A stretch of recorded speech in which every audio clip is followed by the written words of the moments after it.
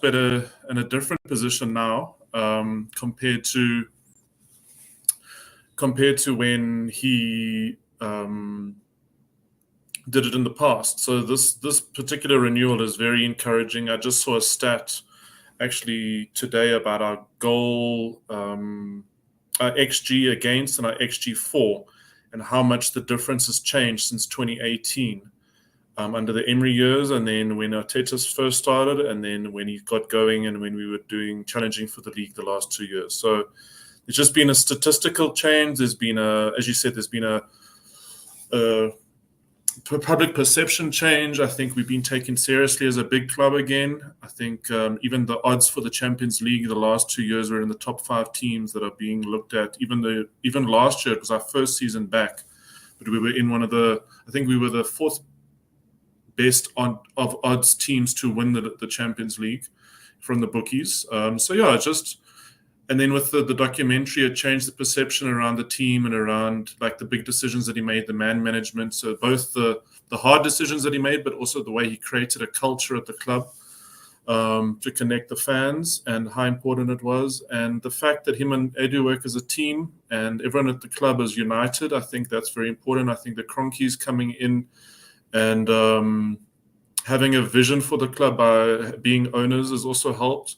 There's just a lot of good things happening. And, as Ram said, the time will come when we will have those rewards and we will reap those rewards.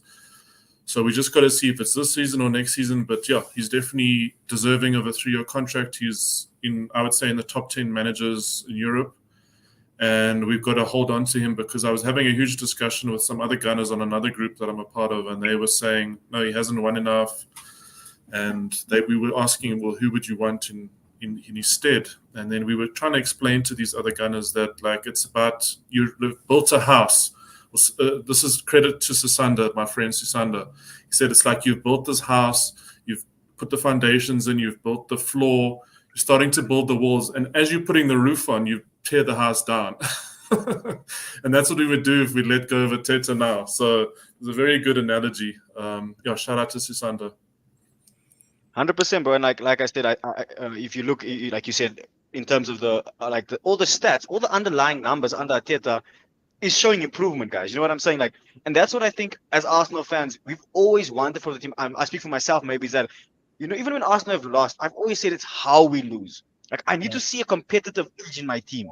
You know what I'm saying? I needed to see us compete and go out. If we're going to go out, for example, at least putting in an effort. So when you're speaking about the Champions League, for example, and the odds that they gave us, yes, maybe we fell short in the quarterfinals, but it was quarterfinals against Bayern Munich. And I feel with Champions League, for example, you get the luck of the draw. Sometimes you might just get lucky draws or easier draws that you find yourself into a Champions League final. People were saying Madrid a couple of years ago drew City, PSG, Chelsea, whatever, and they won it and beat Liverpool. That's Real Madrid. They are European elites. Cool. But sometimes you just need a bit of luck. And I think there's been instances where Arsenal, in my opinion, if you're looking at Arteta's reign, haven't always gotten the luck, i.e. Brighton against Rice's red card against Brighton. Guys, that's not going to happen again this season. Guarantee you that doesn't happen again this season. So when you look back at it, yes, maybe we didn't perform to our best levels, but a red card changes the way you play. At home, it adds pressure to the crowd. There's a bit of nervousness. So when you're looking at Arteta, I think there's a lot of things that people don't actually factor in. He took over a team as his first job during COVID. December 2019, and then early next year, COVID comes. Then we have the whole COVID thing. He's the first guy in the Premier League to officially get COVID as well, for example. Then you get, he wins the FA Cup, and then you have the whole Aubameyang thing where he gives him a new deal after doing well. Then Aubameyang just literally pulls a stinker. And then you think to yourself, well, this guy just put his faith in this forward, and now this guy suddenly is just not performing to the levels that he was literally, for example, 6 months ago. You look at some of the rebuild, like I said, the players he had to sign, the players he had to let go of, the contracts that him and Edu had to change from hefty wages, restructure the wage structure in our team, be savvy with the spending. And I don't know if you guys obviously speak to other fan bases, they always say, Arteta spent 600 million. And I said, but guys, look at the amount of players Arteta has brought in. Rice is the only player which is 100 million. Everyone else after that is like Havertz at the most 65 million. Everyone else, Odegaard. People forget Odegaard was 30 million. You know what I'm saying? And look at him now, worth like 100 million. So when we're looking at Arteta, I think the lack of trophies, in my opinion, is sometimes what people then like, how do I say, they take it as, oh no, he's not a good enough manager, he hasn't won anything. But it's very difficult to quantify success purely with trophies. You know what I'm Yeah, saying? I'll So classify that as very lazy thinking, Shannon. I mean, if you look at everything in context, you also have to look at the fact that we've got guys like City that we're contending with, and over the years we've seen that they've been pretty much immaculate throughout these past few seasons. And we look at the stats in isolation for us, Arsenal stats in isolation, you can tell that in most cases we probably win the league. And given that, if you look at it in that perspective, you also kind of realize that what Arteta's built is really an amazing thing, and we need to then just rally behind him and make sure that we kind of put in the effort to topple a team like City. And I think you mentioned a very key element there when you talked about luck. I mean, the season already has started off, and it seems like the luck is against us. But I'm hoping that things will change, and again, we've built a very solid foundation, and I believe we can rise above, all the injuries that we've kind of experienced so far, and hopefully the team can show strength and rise above the difficulties that we currently face. 100%. Guys, I just want to welcome Pet to the show. And Pet, I was just, as you can just already hear, we're currently discussing Arteta's new deal. I've asked Dane and Rams their opinion, and I want to find out from you, bro. Do you think it was a good move to give Arteta the new deal without him maybe winning a title, or do you think this deal signifies that, you know what, the board back him and they think that we are on the verge of something great?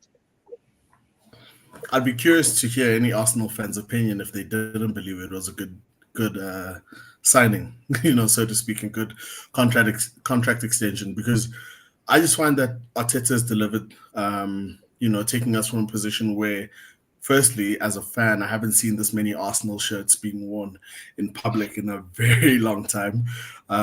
He's given us audacity, and that's a phenomenal thing. Arsenal fans used to live on hope and hope alone. And now it feels like we're working towards something that's tangible and something that can be delivered in the short and long term. So I think, Arteta signing his contract with us was inevitable. There was no rumblings of anything going in any other direction. And I feel as though his success has warranted that. We haven't won the Premier League as yet. We've done extremely well in that regard. I mean, Arsene Wenger, if he was in Arteta's shoes, would have told us countless times that the amount of points that we got would have warranted us winning the league. But unfortunately, we're going up against a team that just doesn't know when to quit, doesn't know when to slow down. So, yeah, he's definitely done the right thing. Arsenal's done the right thing, and I look forward to many more years of Arteta's Red Army. 100%, guys. So from what I'm gauging from the panel is I think everybody is in a similar position where, we used to look at the average age of our squad.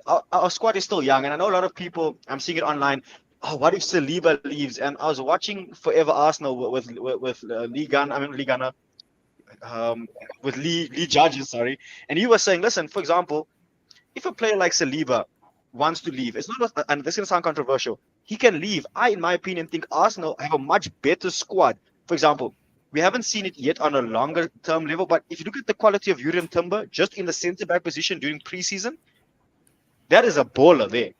That is a technically sound centre back. So what I'm saying is that when you're looking at where Arsenal are now and what Arteta has built, he's built a squad of players.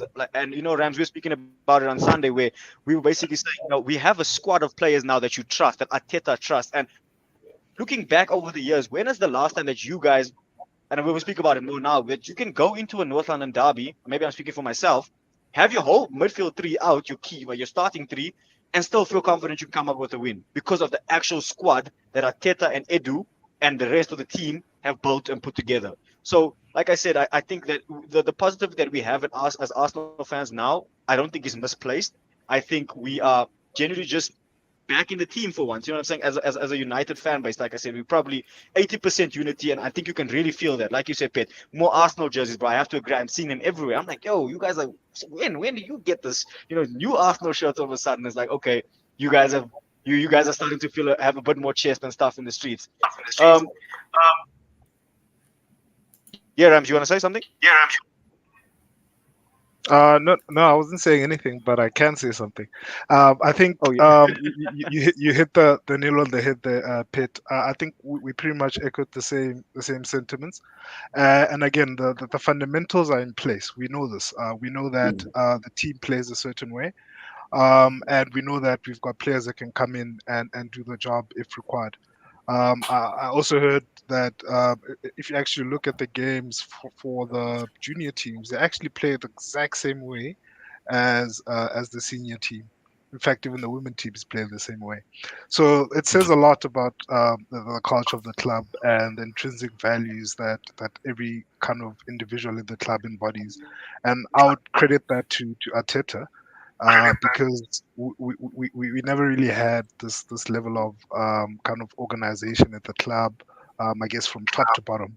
If you look at the financial management of the club, it's top tier. When you look at some of the signings that we've brought in, that means that our scouting people are doing the right thing. It also means that we are kind of we've got a plan in place, and it seems like before Arteta joined, everything was a bit disjointed. And yeah, I think we need to give a big shout out to Arteta for what he's done for this club. And for me, he stays regardless of whether he wins or not this season or the next.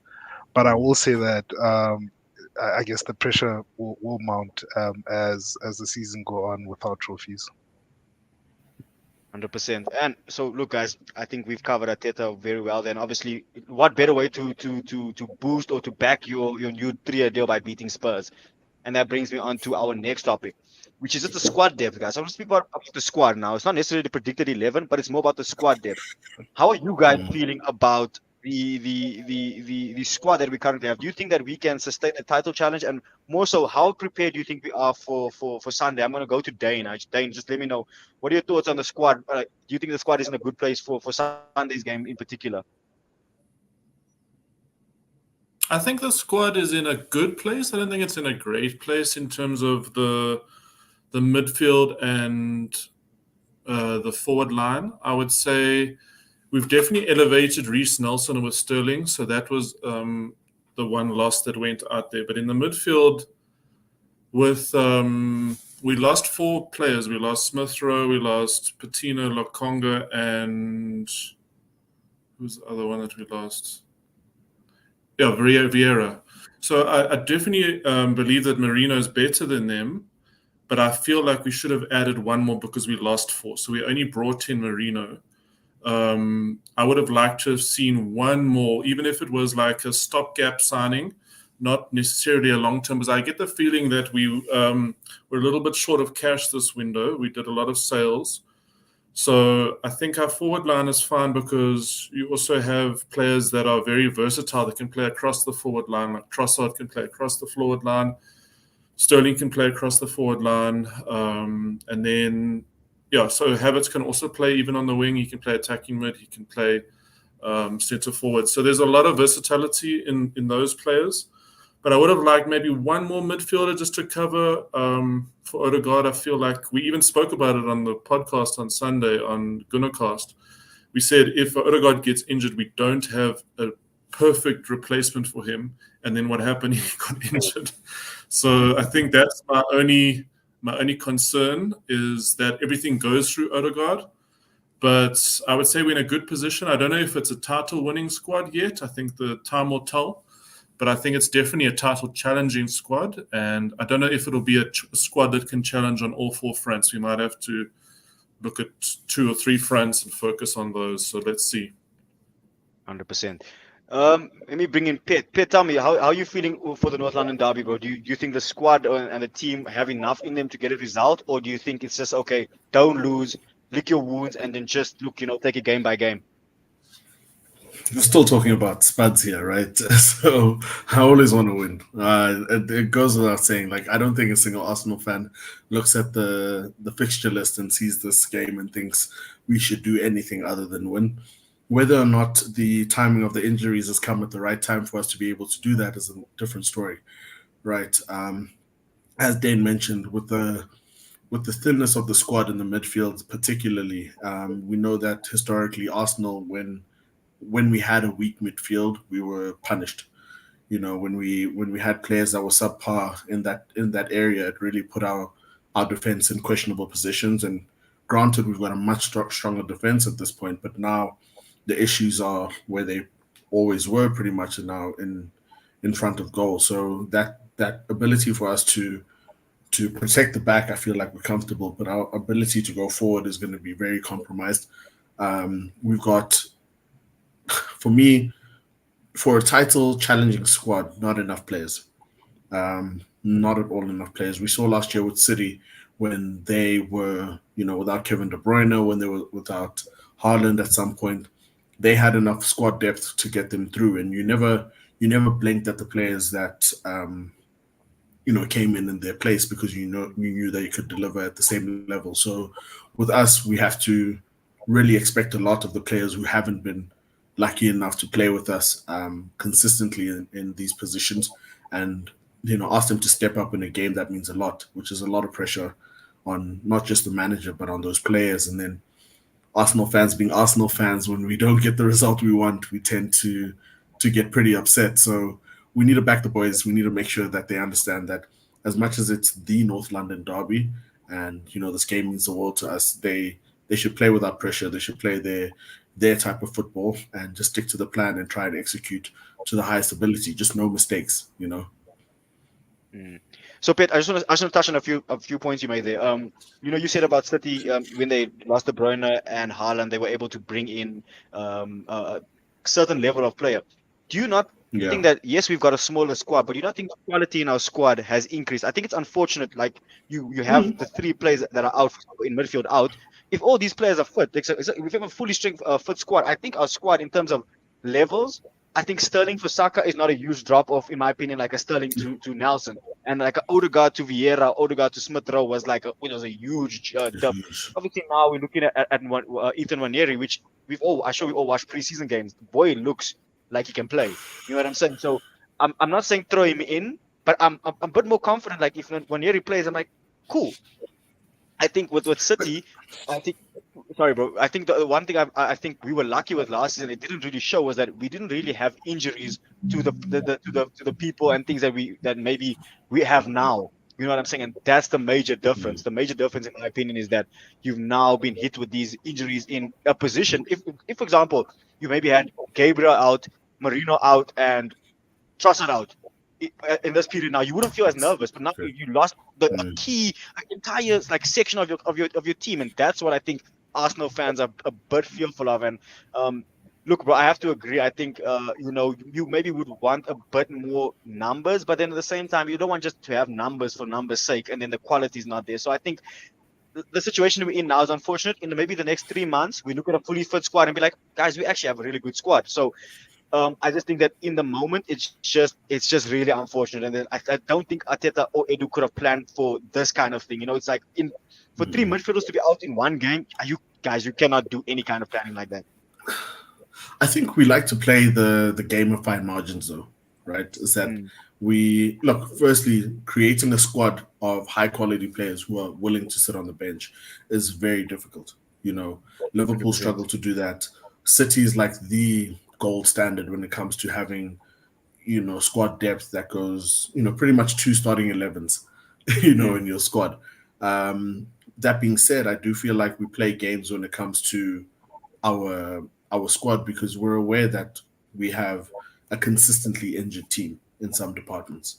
Especially in the front line. Exactly. And in midfield, you have to play by, the law of averages, is that if they haven't been injured all of last season, what are the odds that they're going to escape another season or without injury? Fair enough. You have to predict these kinds of things. So now we're praying that we get to January and we can make enough signings. We hold ourselves through, try and sustain a level that's consistent, and then hopefully in January we can sign a few players either with contracts coming up or get a loan deal here or there. But still, getting them to understand the system, play at that level is going to prove difficult in that time. So I'm confident. I trust the boys, like I said, but I expect more if we want more. 100%. What we've been doing has been fantastic, but I expect more.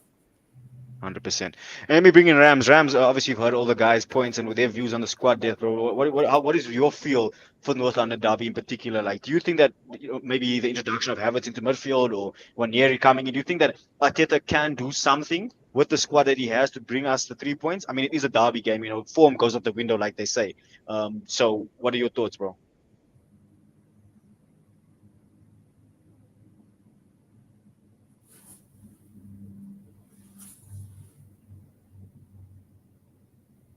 Rams, I think you might be muted, bro. Or your audio, yeah.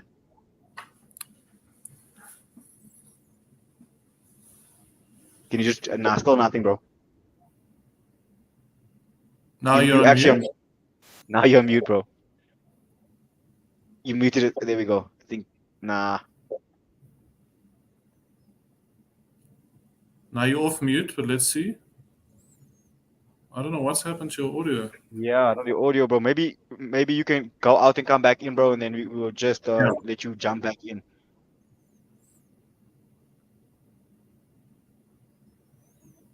So yeah, guys, obviously we wait for Rams to come back, and look, obviously we can still just dwell in a bit there. I think the fact that it's a derby. I don't know why. Like I'm a similar boat to James from AFTV and Sharoy, where they were like, where's our chest? Guys, we are a better team than Spurs. Don't no questions asked. And I think Pet, you were talking about the transitional from midfield to attack. We might not have that link. I think the way Spurs play, I think Jorginho and Partey are probably the most ideal midfielders. Guys that can control the ball and quickly let it go, because we're gonna basically, I think, play on a counter in a sense. You know what I'm saying? So I think for the Spurs game, we'd be okay. I'm a bit more doubtful for the City game, where I'm like, I don't know. But then obviously you got Rice back, and then I'm also slightly more confident, just to maybe nick a draw, and you take your 4 points out of these 2 games. Okay, we got Rams back. I'm hoping his audio is sorted.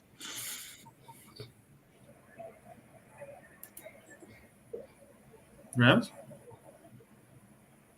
bro. Can you hear us, bro? I don't know, bro. Your audio. I think you're gonna have to. You have to maybe just go out again and try Restart again. that laptop. Restart the laptop, maybe. Bro. See now. Yeah, but we'll wait. Obviously, we'll jump in when he's back. Look, guys, I think obviously when Rams comes back, we'll just put him back into a topic that we're on. And the next topic I'm actually wanting to move on to is, who do you guys think will be the key players for Sunday, for Arsenal in particular? Pitt, let me go to you, and what do you think, bro? Who do you think will be our key players to get us the 3 points against Spurs on Sunday? I live by the philosophy that every game starts with a point at least.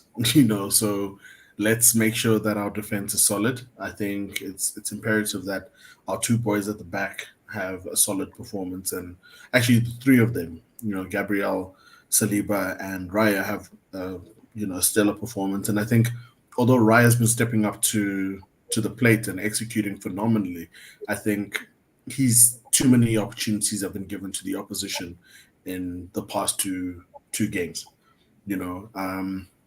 That being said, I think through the midfield, I feel like Partey, this is his opportunity to elevate his game since the saga from last season and when he was dropped and whatever transpired. I think he wasn't performing at the level that he was prior to his injury and the period when he really was playing. So I think he needs to elevate his game and execute at that level. What I'm really excited about is seeing Saka perform, of course. I'm curious to see who starts on the left between Trossard and Martinelli. Yeah. I want Trossard to start, but at the same time, I find that sometimes his hunger to come on and make a difference makes him execute at a different level than him starting as well. So it becomes like this catch-22. Yeah. So I expect defensively, like I said, the three boys midfield. Partey needs to have the time of his life and just hold down the fort. And then up top, I firmly believe in Kai. Last season, this time I'd be speaking a completely different language, but yeah, I think Kai needs to to really keep doing what King Kai has been doing and show them who's boss, and just tie it all together. I think he's gonna have to play a more creative role, a role that sort of allows other people to make those runs forward and be more of the last man running into the box to execute. Facilitator. Yeah. He needs to play that role 100%. For me. Just on some of your points there, bro. Like I'm, speaking of David Raya, I actually would like him to have a super quiet game. You know what I'm saying? Like if there's one game I don't want my keeper to be doing spectacular things, it's this game. I just want, like you said, it starts with a point, so you want your defense to be locked down.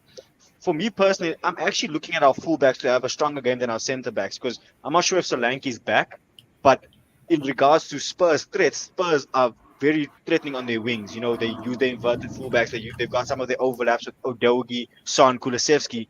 And I've noticed that Ben White tends to struggle sometimes against speedy, tricky wingers, So I would listen, in my opinion, I'm not too worried about Gabriel and Saliba. I think Spurs don't have a striker, no disrespect to Solanke, that puts fear into me. Generally, the only striker that I generally have fear for in the league is Haaland. Other than that, and he hasn't even really banged out against us like that when we've had both of our centre backs at their peaks, So, that those are the plays, like those two plays, for example, if it's Timber and White or White and Zinchenko, Calafiori, whoever it is, I think our fullbacks need to have a strong game, both defensively and offensively. And then, midfield, I think you expect Partey to have a good game. It's this thing is like, if you're having Partey and Jorginho, just worry about the legs in the midfield. And I think we spoke about this on Sunday, Dane, where I was like, I don't know if their legs are for this kind of game that Spurs like to play. Spurs like to play, a transitional game and that kind of thing. Do they have the legs to do that? But yeah, I have to agree with most of the plays that you have said there. Saka, there's rumors that he gets the armband on Sunday, and I think if that, Saka has got seems like he's got a fuel in his belly this season. Like he's got a fire in his belly to really stand up and be confident. Yeah. So I'm really hoping that he can have a solid game, because Saka having a good game means our team's having a good game, in my opinion. Dane, same question that I posed to Pet to you, bro. Who are the players you're looking to stand out and lead us to the 3 points, bro? Yeah, I think from the base, we want to have a solid defense. So I'm expecting our defenders to continue their good standing. So I'd like to see someone like Ben White improve his one-on-one defending, because that's not his strong point.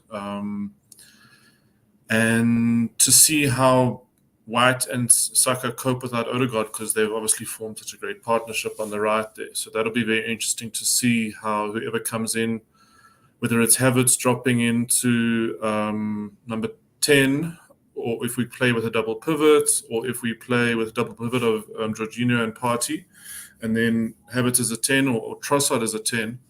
So it's very interesting. I do want to bring up something that I think we haven't really thought of, or hasn't been really spoken about, but Tottenham has got the highest percentage of possession thus far in the season. They've got 68% possession. I don't know what their possession stats were like last year, but my understanding was they were more transitional. So I think this is going to be interesting to see if they have more possession against us. I would definitely like to see Martinelli play so we can counter them. So I would ideally like to see Martinelli influencing the game more, and then Trossard as centre forward and Havertz in the midfield, because he's played there before recently. So I just have a feeling that he's going to try and keep things as set, not too many changes, because we've been forced into changes, but bringing Havertz into the midfield is something that the players are used to, the system is used to, and then Jorginho has been there. No worries. Yeah, so I just thought it was interesting, and our possession stats are sitting at 49% for the season.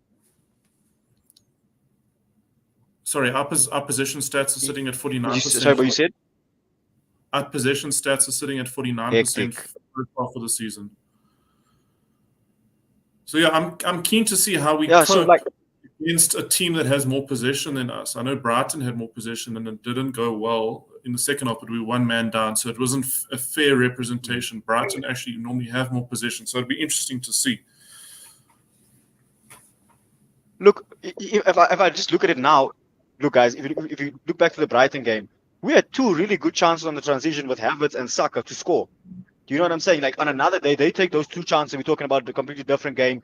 We dug in deep. We were great on the counter. You know, we showed resilience. It was just those fine margins. So I think the game on Sunday will actually suit the players that we have available. You know, for example, if you got Havertz and Trossard pulling the Spurs defense and maybe midfielders slightly out of position, 100% with, especially with Havertz, guys. You know, I think I spoke about it on Sunday where I said, if you remember back to last season against Villa at home, the amount of runs Havertz was making in behind and the chances that he was getting is just that he couldn't finish.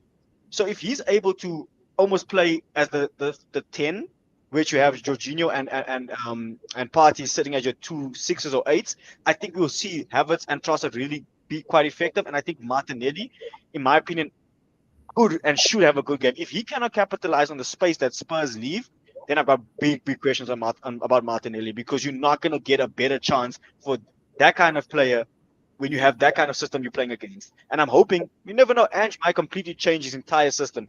It hasn't been the case since he's been at Spurs. He doesn't really change. So to do it in a derby might backfire for them. So I don't think he will. So in my opinion, like I said, I've got to agree with the whole Martinelli thing. And that for me, I think he'll be one of our standout players on Sunday if he does start. Whether he starts or not, whether you've got Sterling on the wing or him.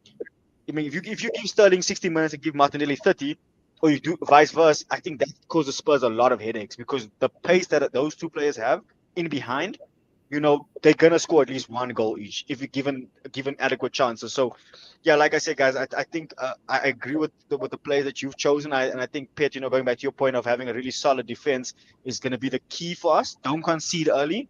You know, it's their stadium. We know how their fans are going to be. They're going to be a bit more confident because we look like the wounded dog. But since we're the wounded dog, let's bite. You know what I'm saying? Let's bite them and show our tenacity. You know, and show that what I call it the Arteta steal. I think Arsenal under Arteta are not given enough credit for the strength and that we have in as a team to soak up pressure and you know, be resilient. I hope we got Rams back, guys. Let's hope that he is sorted. Rams, how are we looking there? Yeah, I think I'm good, gents. I had to use another machine. I don't know what happened. No problem, brother. There we go. Man, so quickly, but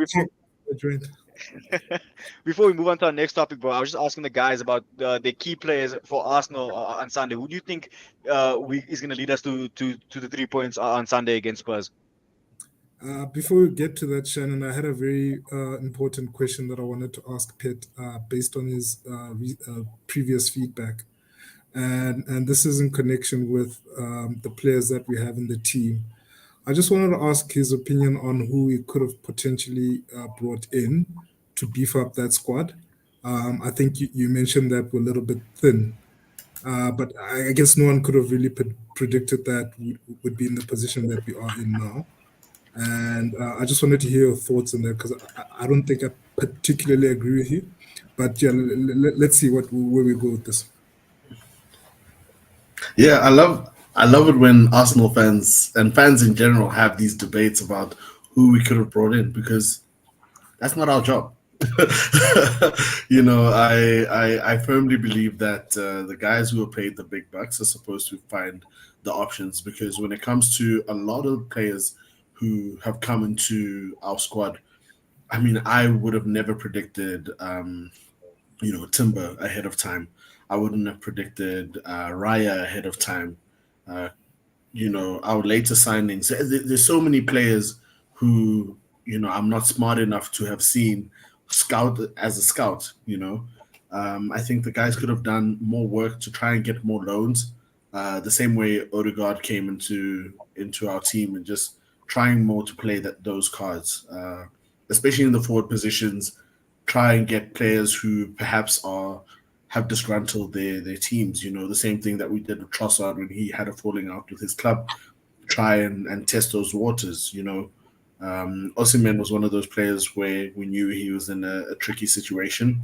Granted, the rumors are that he wanted a lot of money, so we might have had to pay quite a bit to get him here in terms of his wages. But yeah, I think the guys could have done more homework and try and get some players, either players looking to take it up to the next level or players who have sort of, just like Sterling, ruffled some feathers and are looking for an opportunity to redeem themselves. Hey, very much a fence-sitting answer. I get that, but I do understand. I do understand where you're going with this, and it's fair that like the guys are there to do the job.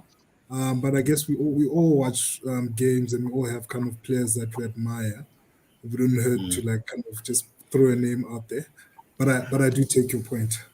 Yeah, I don't have any. Honestly speaking, I don't have any names. I just really, really wish, someone who does this day to day, would have had an opportunity to call someone in that little black book and try find a player who's willing to take the risk, willing to take a gamble and come Let's across. not forget the 1-on-5 when coming to City squad, right? That's a big factor, I believe. I mean, it's historical gains from ill-gotten methods. So I think we might have to just put that on the table as well. But we'll see what happens with that. Shannon, you had a question for me. Sorry for delaying. No, sorry, but sorry. The question was like, who do you think? Who are your key players? Just quickly, because you obviously need to move on. Just your key players. Even if you can give me 3 players that you really need to have a good game for us to get the 3 points on Sunday. Firstly, I think we need to, depending on the fitness of some of the players that are in doubt, right? I think Arteta will then have to make a decision, but I don't believe he's going to tinker too much with the system as it is. He might make a few tweaks in here and there based on who's available. For me, I believe Timber is a special talent. I think I mentioned this in the previous stream that we had. I've got huge respect for him, and I think he's going to come up good this season. We were unfortunate to lose him to that ACL last season. I think he might have even propelled us to the title. I think I'm a big fan of Partey. Although he's been slightly off form, I think this is where he needs to kind of show his mettle. He'll be the most experienced midfielder we have there. We need him to kind of get back to that 21-22 form. I think we were rocking this jersey when we came up on that hype. We need him to get back to that form, and I think I'll throw an Arteta in here, and that would be Havertz. He's now got to take. Yeah, he's got to take the responsibility from a creative perspective. I have a feeling that he might actually play in the 10 if Odegaard is injured. So we'll see how it goes. But I think those three. We'll see how it goes. I think we'll spend the whole day talking about the predicted lineup here because we haven't seen anything like this happen to the team. And I know I've got my preferred lineup, but I think we're going to get to that later in the stream. Yeah, 100%. But for sure, I think Havertz, Partey, and obviously Saliba's in there. Those are the guys that need to kind of really show their mettle and perform in those distinct positions. Can I just chat about something that Rams alluded to? Do you mind if I just read a couple of comments here? Sorry, bro. Sorry to cut you. Do you mind if I just read a couple of the comments that we've got? So I just want to read. So this is from CBC. So you were just talking about City, and I was just talking about City constantly winning the league with 18 to 20 senior players, and the squad is actually thinner than ours. Like we said earlier, like I said to you, Pedro, was that City again it was their quality. I don't think it's their quantity. City have quality in 2 positions where I think what we have done now, in my opinion, is reach that level. Just unfortunately, the players are injured. And if you look at the balance of the squad now, Arteta's brought in, you got Jorginho, Marino as your understudy. These are players in their late 20s, early 30s. So it's not really just a young squad of players where you had Vieira, Smith Rowe, Nelson, all as youngsters, which I don't think you could really rely on. Bringing in Sterling, Trossard, Jorginho, and Marino, that's really good depth. Those are all They could start, but they aren't our guaranteed starters. Sorry, I'm just gonna read off a couple of the comments. I don't want people to feel like we're not seeing their comments here. And then we had Patricia here. She said that we just needed a proper number 9, and this is going back to Rams's question for you, Pet. I think the number 9, in my opinion, it's you're gonna think you need a number 9 because City's number 9 is a freak. You're not gonna find a player like that, guys. Like, you're not, like, even Osimhen is not gonna. Okay, if you're being completely honest, the only player that's probably on those levels at the moment is Gyökeres. But has he done it on a longer period? I think with Arteta and them, they're probably thinking, let's give this guy another season, see if he balls out, which he's currently doing. Fair enough to him. Price might be a bit higher next season, but I think if it's 120 million, Arsenal will put 120 down, in my opinion. Same way they did with Rice. With Rice, it was a guaranteed player. This, what he's about. Gyökeres, it could be a thing of good form in Portugal one season, comes to the Premier League. Yes, he has experience in the Championship, but doesn't emulate or replicate that kind of form. So, yeah. But sorry, Pet, just going back to the point that you wanted to make, bro. Floor's yours. I was just speaking about the versatility that we've got amongst our players. I think it's a fantastic thing that Arteta has done, Edu as well, when it comes to the structuring of our team and the type of players that we get. Is that you now have players like Trossard who can play in the central position as well as the wing. You've got Havertz who can play up top and in a creative spot. You've got Ben White, who can be a central defender as well as a wing. You've got so many players who have this versatility, and I feel like it does protect us in situations where, a player might be injured. You can just move that player. I think we just have to be very careful when it comes to moving players out of their preferred positions to try and fix something somewhere else, because rather we maintain our strong points, and then we allow the positions that aren't necessarily strong to be covered in different ways, rather than trying to weaken different areas of the pitch in order to try and compensate for it. And speaking of that, Peter's going to bring back to my next point is, like, obviously, guys, we can't just talk only Arsenal. We are playing against Spurs, and it would be arrogant for us to think that they've got no threat. So my next question to you guys is, who do you think? And I'm gonna go to Rams because obviously he was out for a while. Rams, who are the players from Spurs that you are a bit wary of, or you think that if Arsenal don't contain these players, we could find ourselves in a sticky situation? Not too many. I think we've got the squad. We've shown. I mean, we've played these guys 4 times. I think we beat them 3 times and drew once. So I think overall we've got a way better team than they do. But jokes aside, I will say that Son is probably someone that we need to look out for. I don't know if Van de Ven is healthy now, because I think he's been out for a couple of games. He is also one of the guys that can present a bit of a threat. I don't know too much about Brennan Johnson. I've seen that he comes on off the bench and he's a little bit creative, but I haven't seen much to be worried about him.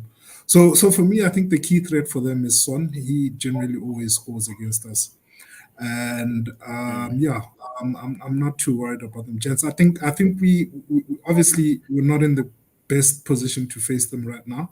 It's a North London derby. We know that it's an emotional game. We know that things can happen in that game.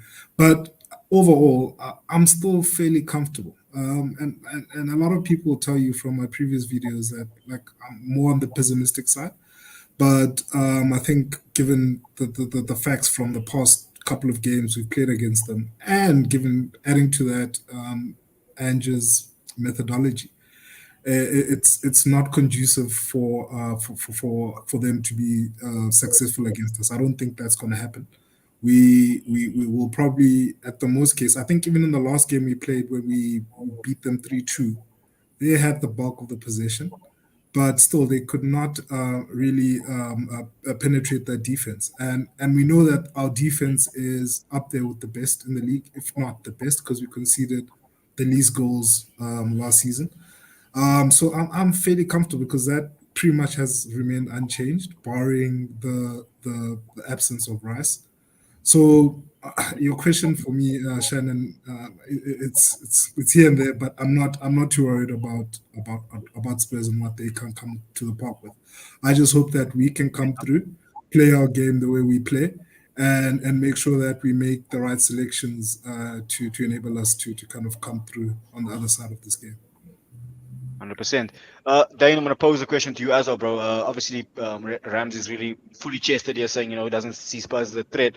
I think you will probably come with a bit more. I don't want to say rational answer. I think Rams is fully in the North London derby spirit. But like I said, bro, Dane, in your opinion, bro, like who are Spurs' main threats? And who do you think will obviously be the threats going forward, and who can nullify us in terms of their defense? Yeah, definitely Son. I mean, he scored many times against us. It's not funny. It's just not funny anymore.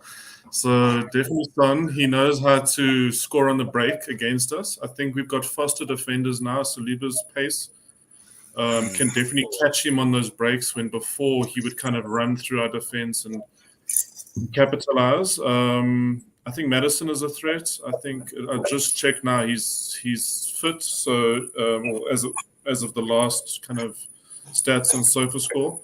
So Madison's creativity also from the free kick. He's also a threat from the free kick. So yeah, I think those are the threats going forward. And then in terms of their defense, they have a decent defense. I don't think they'll be easy to break down. I think we'll have to work hard. So I'm expecting a hard-fought game. I'm kind of before I was predicting a win, but with all these injuries, I think I am a little bit concerned we might only come away with a draw. So it's something that I'm kind of on the fence about, but we have got a good history against them recently. So it's a good thing to be positive about. So it's going to be an interesting one. I think a lot of us are nervous because I also saw another stat that the win percentage with Odegaard is 62 and without Odegaard it's 51%. So he's a big loss. So I think with all of these things considered, it is something that is a worry. But I think with Arteta, I think them announcing, or the players probably knowing, has it been officially announced or has it only been announced on? No, it's official, bro. It's officially announced. They even have the interview and everything. Yeah, it's official. Okay. Like, I think they timed that. I think they timed that well to boost our confidence before the North London derby. 100%. I think it was a very clever PR move. Which I think, like you said, it might be a bit of a PR stunt and whatever, but I think you're going to need in these games. You just need every advantage you can get. Obviously Spurs are thinking, yes, Arsenal have injuries, but we think it ourselves. Okay, this bad week of injuries and all this animosity between the club, to end it with maybe your manager signing an extension, which pleases majority of the fan base, and then getting a win against your local rivals. I think that just gives you confidence going into the Champions League next week and going into that big game against City. So I think the Spurs game, in my opinion, is going to be a very, very big game, not just for what it is, but also for the next couple games before the other international break. Pitt, bro, let me just quickly come over to you, bro. In terms of like, again, the threats that you think that Spurs could potentially pose to us. Obviously, everyone's talking about Son, and I feel like Arsenal are the only team where you'll be like, this guy hasn't scored in 50 games, and then he comes and scores a freaking hat trick. Oh, he scored. This is his favorite team to score, guy. We are literally always that team. So who are you looking at the Spurs side that you're just giving you a bit of side that you're thinking, if Arsenal don't contain this player, we might have our hands full? I mean, it goes without saying that Son is the guy on the break, especially. His 1-to-1, 1v1 dribbling and being able to take a man on is exceptionally good. That being said, our two central defenders are brilliant at that as well. So, not to be arrogant, but I think they'll have his number in this game. We've got a Rolls Royce and a demon at the back, so I don't think we'll have many problems. Kulusevski, I feel like is a when it comes to Kulusevski, I feel like he's got a level. Whether or not it'll be reached with a team like Spurs, I don't know. I think he made a poor decision in them long term. But that being said, I think he's got a real good level, and he could cause some damage for us if he wants to. I'm not really Madison. I feel like if we play physically against him, he tends to shy away. As much as he thinks he can step to it, I don't feel like he's the type of player that enjoys a physical game. I feel like he enjoys more of a spaced out game and more of a game that flows. So if we can contain him, be physical, leave something in the challenge, I think he'll be, one to shy away from trouble. It's not that I don't respect their team in terms of what they can do, but not against us. Not against us. Let my words bite me if they will, but not against us. I don't think Madison is a threat personally, guys. I think we've seen over the past couple of games, he's barely produced anything for them. And if he's going to play against, really, honestly speaking, again, arrogance aside, the best defense in the league, he's not gonna be as potent as we all think he is. I think he had his best form for Spurs in his first 10 games when they went on that run, and then post that he's not really been that deadly. So I think we're safe on that part. Our only You know what the main thing about the law of averages, though, eh?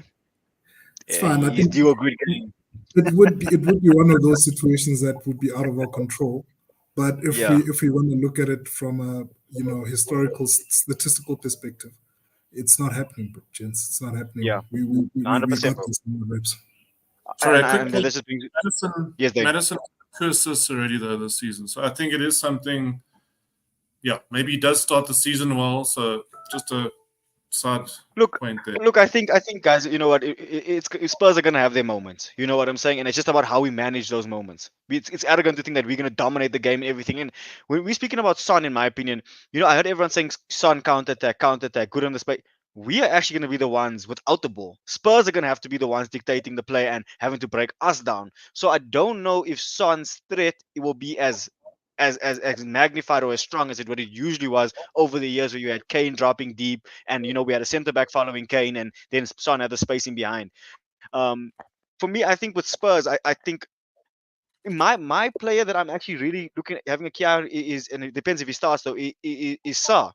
Pape Sarr. I think he's a really, really good player. I think he's got good energy. He's really technically sound. He's very strong. And like I said, the midfield battle is not necessarily about winning it. And I made the point on Sunday. It's not necessarily about winning it the same way they will. It's like, if Partey and Jorginho don't have the legs, then I need them to use their brains. I need them to play the game with the experience that they have. I just think that with Sarr, and I don't know if Basuma's fit, I think there's doubts there. You're looking at the physicality of it, and that's where I'm a bit, that's actually where I'm looking at it. I'm not really looking at it from their front line. Their front line, I don't fear. It's not because they're not good, it's because our defense I trust. It's just that we're a bit weaker in midfield. So I'm looking, where are we not at our strongest? And that is where Spurs might have their gap. So if they control the ball, fair enough. I don't mind them controlling the ball in areas that aren't dangerous. I just don't want to see them dominate the dangerous phases and areas of play. I think Kai does a good job of getting that physicality out. I think when we play the ball, especially in the air to him, his ability to win duels last season surprised me.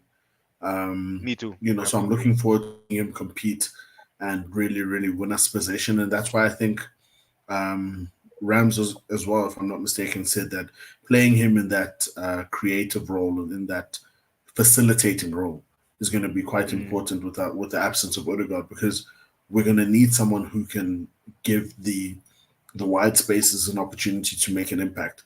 And then hopefully when the wide spaces are flowing forward, we have him running in late into the box so that he can execute. And it would be amazing if we came back next week and we have footage of this happening. I would love that, especially if it was for the winner, Well, it goes back to what we spoke about with regards to fluidity. I mean, we've got a fluid team. We don't have to be constrained to certain positions. We've got Trossard, who can come up and play in the false nine position. We've got Havertz, who's played in midfield before. He's played as striker. And obviously then we've got Martinelli, who can then come in. So it's going to be interesting to see what Arteta decides to go with regards to that front four. Rams, I'm loving the pivot there, because that actually brings me to our predicted 11s, guys. So I think let me go first just to get myself out the way. And then obviously we'll hear about you guys. You can obviously explain your 11s. I won't go into too much depth with mine, but I'm keeping the back four the same. So our back five is Raya, White, Saliba, Gabriel, and then Timber. Midfield, I'm bringing in Jorginho. I'm bringing Jorginho and sitting in next to Partey. I'm playing Havertz in the 10/8, whatever you want to call it. And then I'm gonna go Saka, Trossard, and then the left wing is where I'm like, do I want to start Sterling? But does Martinelli also feel that he's got something to prove now because now Sterling's in? So it's like on the left wing, I'm not too concerned because I think the player profiles are quite similar between Sterling and Martinelli. But I would give Martinelli a chance because I think that yes, you want to bring in Sterling, and I just think it's just like just show a bit of faith in Martinelli. I think it would knock his confidence to be like, okay, you're technically now behind Sterling and Trossard. You get what I'm saying? And it's like, if like I said, if Martinelli doesn't perform in this game, then I really have to question. But I think I'm going to go with Martinelli on the left wing. So yeah, that's my predicted 11, guys. So maybe go with Dane. Dane, what are you thinking? What's your 11 looking and sounding like, bro? Yeah, mine's the same.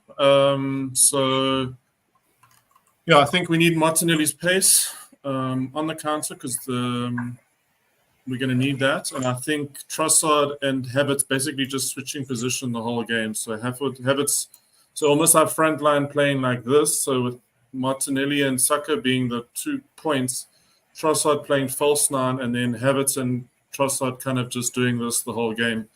I think will draw their defenders out of position. And Havertz played 10 for Germany in the international, so I think that's a good sign that he can do that. Nagelsmann was talking about it, so I think that's something that we must remember. And just going into his stats, I saw an interesting stat that said Havertz has had 40 appearances in 2024. He scored 18 goals and 10 assists. So this is Germany and Arsenal. So he's hot, 28 and 40. It's really good return, bro. It's a really good return. It's almost 30 goals and assists in 40 games. That's actually quite insane. Yeah, so he's doing really well, and that almost makes me worry about pulling him out of centre forward because his stats in centre forward was so much better than in midfield last year. But I really feel with a player like Trossard, he will rotate. I don't 100%. Know if that would always happen with a Jesus or an Nketiah type player. So I think it depends on who he's playing with. And I think in that game state, I think that they would tell him to switch positions. So that's my thoughts. Perfect, bro. Perfect. Pitt, let's get your predicted 11, bro, for Sunday's game. Yeah, I think both you gentlemen have said exactly what I'd like. I'm just busy trolling through average positions of our players from the last 3 games, especially the Aston Villa game. And what you see here is that Kai plays quite deep, anyway, when it comes to our attacking position. So I think he's going to do a brilliant job in that regard. I'm questioning where Jorginho and Patricia says Havertz in the 10 doesn't fill her with confidence, but then again, she's not a tactician. Look, I think Odegaard has set the bar. Odegaard has set the bar so high, it's very difficult for anyone in our squad to come into that role and perform at that level. So, yeah, I definitely agree with that sentiment. But that being said, I feel as though if Havertz does play, in that near Odegaard position, and the average position that he played in against Aston Villa is quite close to where Odegaard was playing. My question is more around the two in midfield behind him, Jorginho and Partey. How do they play? Yeah, what's the dynamic between the two of them? Jorginho going to try and be more creative? Is he going to try and play, sort of traditionally how Partey would play in terms of trying to carry the ball and transition it? Yeah, please. Do you guys not think that with Timber inverting, we actually might have a bit more steel in midfield as well? Actually, I feel a lot more confident. I know Kulusevski's got pace, but I feel like Kulusevski versus Gabriel, I trust Gabriel on that one-on-one. Then you got Timber inverting maybe next to Partey or next to Jorginho, and it allows Partey to do the box-to-box thing, which he actually is his strength. Look, we don't know if he's capable, and Rams and I had this discussion on Sunday where I was like, I don't know if the legs are there. And Rams was like, no, but what are you saying? This is Partey. But I'm just thinking that maybe if we have Timber and Jorginho just being more facilitators, it might allow Partey to do less defensive work and actually get forward a bit more. You know, I mean, guys, remember the last couple of derbies, Partey's had some crackers from outside the box, you know, on the edge of the box, taking some good shots, and we might need that from him on Sunday. So, like I said, Pet, I think you raise a very good point, bro, where it's like the dynamic of our midfield is just going to have to be very, like, the guys are going to have to know what their roles are. You know what I'm saying? Arteta's going to have to outline it very clearly to be like, you know what, guys, I need this from you and this from you. And I think if we can have a strong performance in midfield, it will give me a lot more confidence than what I have now. So yeah, that's all, guys. Yeah, so like I said, and also when it comes to Martinelli, I want him more forward, you know, and I want him to take players on and be more decisive in the final third. I feel as though when he's very 100%. clinical, it's because he's making decisions early and not resting on his laurels and trying to do more than he's supposed to do. Play the ball quick, especially across the entire team. One thing we do exceptionally well when we playing at the highest level is that we play the ball extremely quickly. So let's play the ball extremely quickly. Let's get as 100%. far forward as we can, as quick as possible, and trust the guys at the back to retain possession, to, you know, get the ball back as well, and then fire it back to the front three or front four, and, you know, then they must score goals. 100%. And then Rams, bro, obviously you've heard everyone's predicted 11. Do you share similar sentiments, or do you have some wild cards there for us? Are you going to give us with your tactical tactical knowledge here? No, I think for me it's pretty much what you guys have said. The only difference that I would do is I'd have Timber play in the middle. I'd have Timber play with Partey if Calafiori is fit. I'm a bit worried about Jorginho's pace. Don't get me wrong, I love Jorginho. Jorginho is an amazing player, and I think he's an astute tactician as well. And he's actually quite smart with how he moves within the game. So I'll definitely have, for me, if I were to kind of put together my 11, I think the rest speaks for itself. I'd have Calafiori in at left back, and then Timber in the middle, with Partey in a double pivot. And again, I'll go with Dane's point. I think it makes sense having Trossard and Havertz rotate in that position. I think it fills me with a bit more confidence than kind of relying on Havertz to kind of be the creative player. Because I feel sometimes he loses the ball too often. He's not as slick with it as Odegaard is, because he's able to retain the ball a lot better. And then the wings, Martinelli has to play this game. His pace will be crucial for those breaks, because I believe Spurs will probably have the bulk of the possession, and we'll probably try to hit them on the break like we have in the past couple of games, understanding that Ange plays an extremely high line. Still don't know why he's doing it, but yeah, and he's a one-dimensional coach, so we know that's what's going to happen. So I'd have Martinelli in there just so that we can hit them on the break. His pace will be crucial. I'm just hoping that Martinelli can then pick up his form and be his all clinical self, because we know what he's about. And I'm not ready to give up on him yet. Saka, and he does what he does. So I think they were good. And that pretty much kind of solidifies my starting 11 for this NLD fixture. 100%. Dane, I see you've got a point here.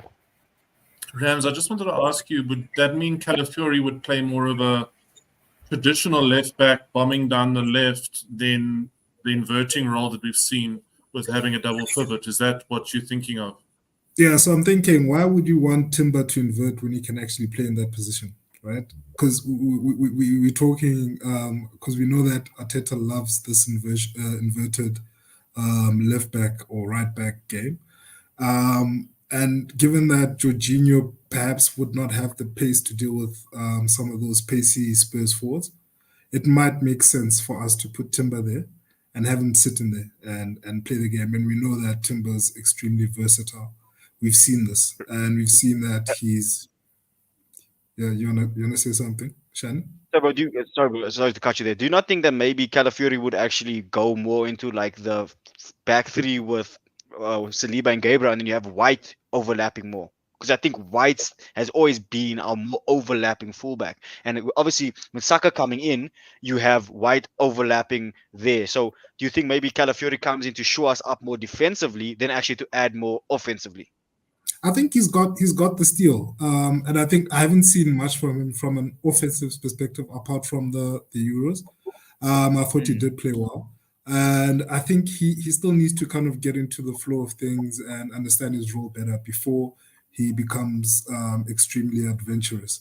And great, I know we've got White on the other side. He's an amazing ball player. We know he can play that pass when you want him to. He's got that switch. Yeah, but essentially, I think if we are going to invert and play that inversion game, I'd rather have White come in and Calafiori sit with the three at the back. 100%.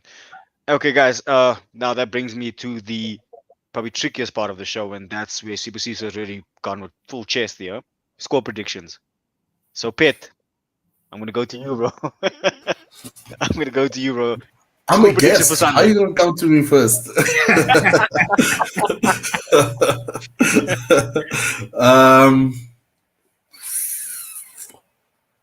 I'll take a 2-1.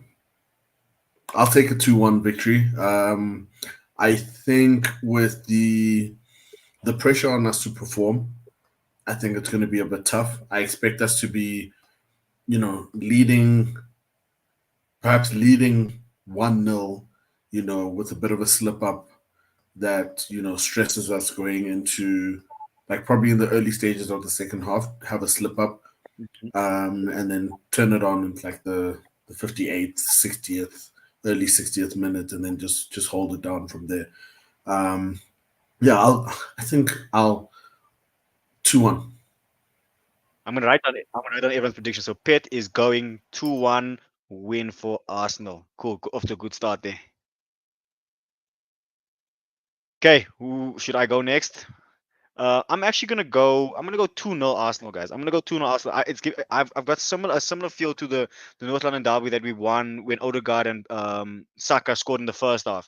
I feel like we'll have one of those games where we'll get our goals, and I just think we are able to sit and really shut teams out. So I think the most important thing for me is taking the lead in this game. If we take the lead, I can expect us to win. If Spurs take the lead, I still think we can win, but I feel a lot more confident if we go ahead, because if we go ahead, set pieces, guys. Remember Vicario, that's another thing. We can still hurt them, guys. We can win the game purely off our strength from set pieces. We don't even have to be brilliant from a tactical perspective, because you've seen Spurs of defending set pieces. They are literally horrendous. So I would back us to use our strengths. That's what we were speaking about this whole show, is basically play the card that you've been dealt. You know what I'm saying? And so for me, I'm gonna go 2-0 Arsenal. Who wants to go next? Rams, Dane? I'm sticking with my previous prediction. I'm going with, and this is before we found out about Odegaard. I'm sticking with the 2-0. I want to remain consistent. I think we've got enough in our locker to take these guys out. I guess the only kind of ulterior would be for us to kind of show up our defense and make sure that we remain as solid as we have been for the past couple of games. And that for me is pretty much all we need to do. If we got our defense on lock, we're gonna hit them on the break and score the goals that we need to. So I'm sticking to my prediction 2-0. 2-0. Cool. So we've got 3 wins so far. Dane, are you gonna bring us a full house of wins, or what are you gonna just shake the ship a bit? I think we'll draw. I think it'll be a 1-1 draw.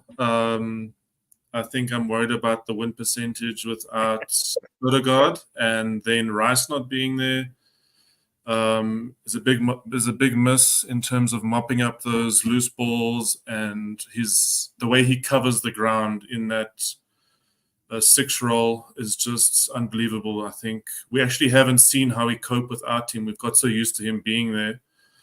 So I think, I think it'll be a tough game. I'm not saying we can't win 2-1, but I don't see us winning 3-0. I don't see us winning 2-0. I see us conceding 1 at least. So I'm like torn between the 2-1 or the 1-1. I think we could score a goal from a corner, as you guys have said. I think Gabriel could get a goal for us. It's influencing me. Yeah. So Yeah, we'll see. But I like my instinct, my gut is saying not my heart, and my heart is saying a 2-1, but my gut is saying a 1-1. Okay, so let's just run through those score predictions quickly. We have Pitt with a 2-1 win for Arsenal. I've gone with a 2-0 win for Arsenal. Rams also copying me here with a 2-0 win. And then we've got Dane, who has come through with a prediction of 1-1 for Sunday. Super Siso says Dane the Doubter. I don't know if we're going to call him that just yet. But yeah. So, guys, that actually brings us to the end of our show. Before we obviously log off, guys, let's just go around the room. Just where people can catch you, even if it's not necessarily Arsenal related. If you have anything going on, Pitt, where can people catch you, bro? How can they get in touch with you if they obviously liked what you had to say today? Yeah, it's at PHE2, the number 2 go on Instagram. Hear me? Yo. Yeah, but that's kind of weird. Everything just like refresh basically. Yeah, but I can hear you. Yeah, I heard you, bro. I heard your Instagram account. Oh, I didn't hear that. But cool. No, as long as you guys are, it's cool. Okay, I'll go next. You can find me at the Arsenal games. We're watching live at Bossa Bedford View this weekend. So we're doing a watch party. So come through and join the watch party, and then we can be in touch. After I've met you, I'll give you my details. 100%. 100%. And then Rams, bro. Where can everybody get you? Yeah, so I'm not a YouTuber. I'm not a streamer. I'm none of those things. I just like talking Arsenal. So yeah, you'll catch me at the bar if you wanna chop it up. I'll be at the bar in Bossa. But yeah, other than that, I just like talking Arsenal. So if you wanna ring me up, I'm here. But yeah, that's it. 100%, gentlemen. And like I said, guys, it's been an honor to have you guys on the first installment of the Gunner Voice podcast, which I'll be hosting almost weekly, with obviously doing some reviews and previews. So everybody that left some comments in the comment section, guys, thank you so much. There's like 2 random comments here regarding Newcastle. I don't know if you guys saw that. That was like the most random thing. I don't know. I should put it up on screen. If you guys, I was like, what? What are you talking about winners here, please? Yeah, bro. It's like, whoa, bro. But yes, like I said, guys, that's been us at the Gunner Voice podcast, guys. I'm Shannon from Golden Guna TV, and thank you so much to my guests for coming through. Like I said, guys, if you want to catch them, they did leave all the information there, so yeah, don't pester them. But yeah, guys, thank you so much, gentlemen, and as always, guys, it's good to be a Guna. Sharp, guys. Thanks for having me, gents. Cheers. Take it Sharp, easy. brother. Sharp. Peace out. Cheers.